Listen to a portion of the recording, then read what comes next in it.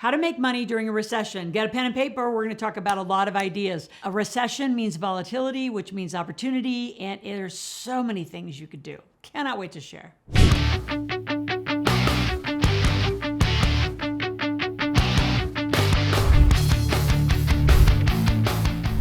So again, this is a big one. Get a pen and paper. We've got a lot to talk about.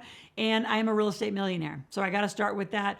I love real estate. And I have lived, now that I'm getting a little older, through lots of recessions. Since 2008, there's been like 4 big ones. Obviously, 8, 9, 10 that actually lingered into 11 and 12 before people got recovered. And believe it or not, there's still some people who are frozen and paralyzed because 8, 9, 10 hit them so bad, they just couldn't get back up and get going again. So I'd say get up and get going. It's 2022 and we got to go. There's been all sorts of economic volatility. Right now, with volatility becomes huge opportunity. What do you do and what can you invest in a recession? Well, again, anytime the markets are volatile, small businesses are going to either win or lose. They're either going to figure out how to navigate. I don't really use that word pivot, but they're going to navigate through these interesting waters. They're going to create new offers, different opportunities, but a lot of them are going to fall down. So local small businesses are going to need money or they're going to need help. And they might even do like a 3 to 5 year buyout where you can actually take over.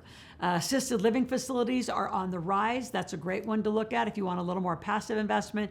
RV parks, Airbnbs. Again, I'm not a huge fan of just one rent check on one single family house. I'd rather have you, and I'm telling all my student pro athletes, if you're gonna go into a town and play a sport, get a 4-plex. You can rent 3 rooms to your teammates, you live in one. Once you move from that town to another town, pick it up and you do another 4-plex somewhere else or 8-plex, and you just start building a portfolio. So when you're done with your sport, golfers, you should be doing this. Any of you that have a traveling sport, that is the way I would tell you to do real estate. Again, I can't tell you what to do, just my opinion. Not a financial advisor, just know a lot about money and played the real estate game a long time. How else can you make money during a recession? If you are a good trader, you could be in the markets, not only trading stocks, but crypto. Be very careful. I have so many victims of both of those where they lost a ton of money, they weren't paying attention, or they became a crypto millionaire. The whole project fell out or the market fell out. Now they don't have the cash to pay the taxes. Again, like I say to a lot of you, before you make a huge surge of money, make sure you have a conversation with us. Where to put the money, which bank account. It's not your personal one. I'll just tell you that. What else can you do to make money in a recession? Well, technology and anything out here on the internet is booming. Right? Every business needs better videographers. They need better copy. There's so much you can sell online. There's so many stores you can sell online. Get your kids involved. There's so many things you can do. Just look around instead of looking down and doing everything yourself. Get your head up and say, what could we do, family? Where's the gaps in the market? What do people need? I'll tell you one big final one, which I think is huge, and a lot of people aren't doing it. My son's doing it. My daughter does a little bit of it, is tutoring. Tutoring, because of the way the school system's been shifting, a lot of people still staying home. I don't know how many parents need help because they've decided to homeschool. They're not a homeschool parent, right? They don't know how. So you could tutor the parent, the family on how to have better lessons, how to do all of this, how to get engaged. There's so many opportunities for you to make money during a recession. So do prices go down in housing markets during a recession? Yes and no, depends on the market. And what's different about this one is the political climate is very interesting. I'll just say that. You got inflation, you have interest rates rising, you've got a little bit different cause of why this one's happened versus, really some financial vehicles and mortgage products in 2008, 9, 10 that collapsed that market. So there's different variables of what happens and when it happens.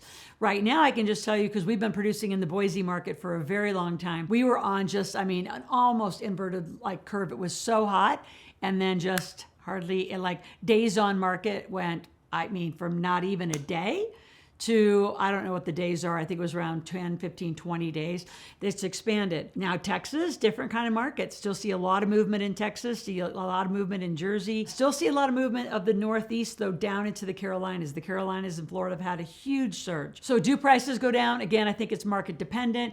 I also think that it's the motivation of the buyer and the seller. So sellers are still a little bit in this illusion that they still can get, the comps and the prices that they could get when the big movement happened at the end of 2020 and 2021. That's going to fade out and it's fading faster than you think. The other thing that's going to be happening, where I'm going to get into where investing opportunities are, is just do the math and look at the trends. There are so many people who did not go back and refi when the interest rates were at all-time low when the pandemic first hit. And if you're in a variable mortgage, you're going to get killed because, I mean, you've already probably got a variance of anywhere between 5 to 7% that you weren't used to spending every month in your mortgage payment. There's going to be an interesting foreclosure that happens in the people that can't hold on. Because of the recession, because of the inflation, and no one's paying attention to how much more spending you are doing with inflation the way that it is clicking along. You continue to support the big box stores. That's fascinating. They never had to close during the pandemic. Small and medium-sized businesses got killed during the pandemic, and it's fascinating. Buyers and sellers of real estate still spend interesting, and they're not taking into effect the additional cost that they've got to bring into their monthly household to actually keep their house alive. So there'll be an interesting foreclosure run that goes on. There's also an interesting foreclosure run that's going through RVs. A lot of people didn't finance them properly. I think they'll be turned back in. That'll be an interesting one. And mobile homes, mobile home trailers and parks. That's a fast, easy cash flow pickup. You can usually get those for anywhere between $5,000, $15,000, $20,000. Get usually $500 to $1,000 a month in cash flow.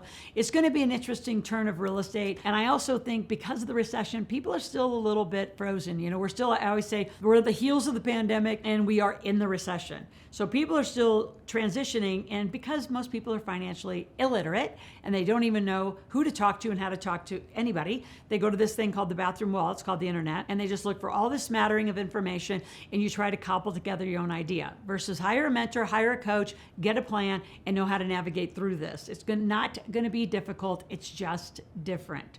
Should you buy a home right now or wait to the end of the recession? Again, it depends on your goals, depends on your plan. Do you even have a plan? If you don't have a plan, you got to get a coach and mentor, you got to get a plan. So, you know, there's a lot of variables. If you have kids, which school, you know, they're going to go to, are you going to transfer them into another school district? Do you have the capital to do it? For a lot of you, if you didn't cash out, you're not coming forward with as much cash as you could.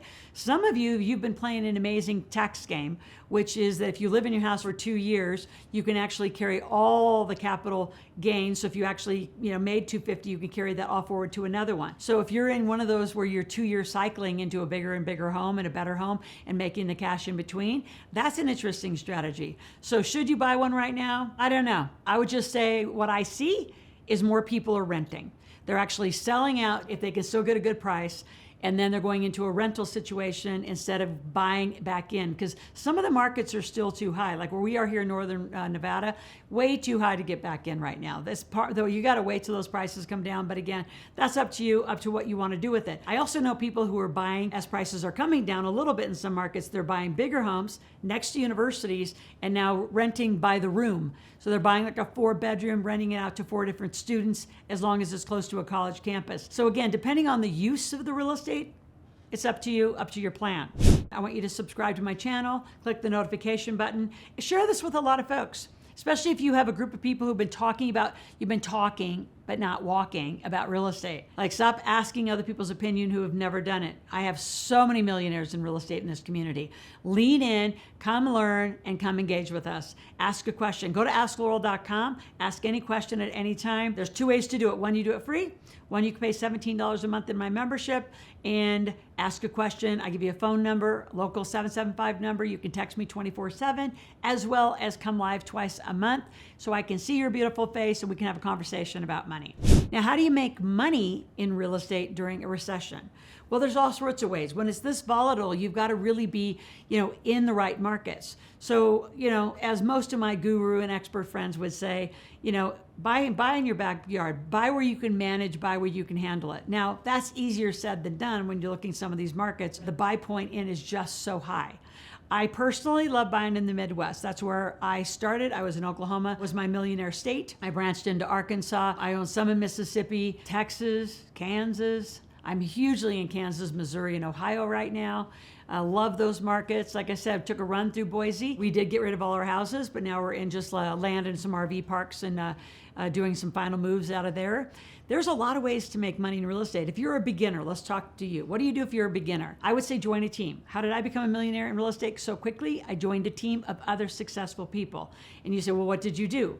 Well, I had a big database because remember, I was the master distributor of the cash flow game. So I had almost 18,000 people that I could actually go back and introduce my real estate team to them. What did they want? What does cash flow reinforce? They wanted real estate. So not difficult to do. OPM, other people's money, and hard money lending. It's everywhere right now. 401k money's everywhere right now. But you have to get a resume, meaning a portfolio.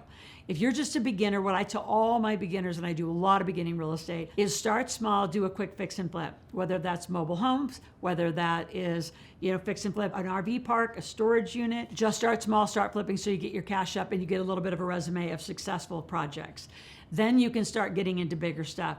So like I know someone right now who went from a lot of single families, right? And single families, if all you have is one single family, and I know some gurus who teach this and I don't agree with it, because if you have a whole bunch of single family homes scattered throughout the country, that means you have one house, one property management company, one house, one property management company. I'd rather see you get 4, 5, 6, and then you actually get farther in. I owned the property management companies when I went into a town because I bought more volume. So property management can either be the death of you or the life of you, depending on if you know how to manage them. And no one tells you enough about them. Other ways to get into real estate. I'm gonna switch gears a little bit. And I'm teaching a lot of our college and student and soon to be pro athletes this, is start small and do, whether it's handyman work on the maintenance crews, work for a local real estate, agent, broker, be a bird dog. What that means is you're gonna go out and find projects. If you can find projects before they're even in the MLS listing, you've got gold. You can actually do an arbitrage of that contract.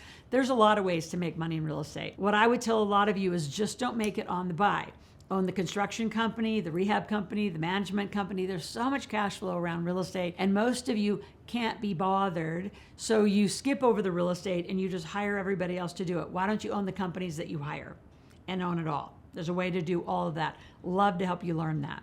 Listen to me 5 days a week, Monday through Friday. We're out here with a 10 to 12 minute lesson on money, on business, and helping you become a millionaire. So again, go to askloral.com and join our membership. Ask me any question anytime. If you can't ask a question, how do we begin a conversation? Let's talk tomorrow.